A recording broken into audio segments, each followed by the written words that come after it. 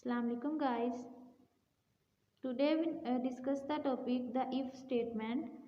The if statement is a decision making statement. It is the simplest form of conditional structure.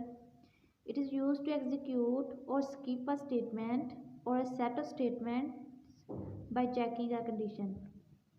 The condition is given as a relational expression. If the condition is true, the statement or set of statement after if statement is executed. If the condition is false, the statement or set of statements after if statement is not executed. Syntax. The syntax of if statement is as follows. If condition statement, the above syntax is used for single statement.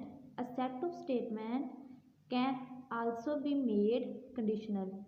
In this case, these statements are written in curly bracket.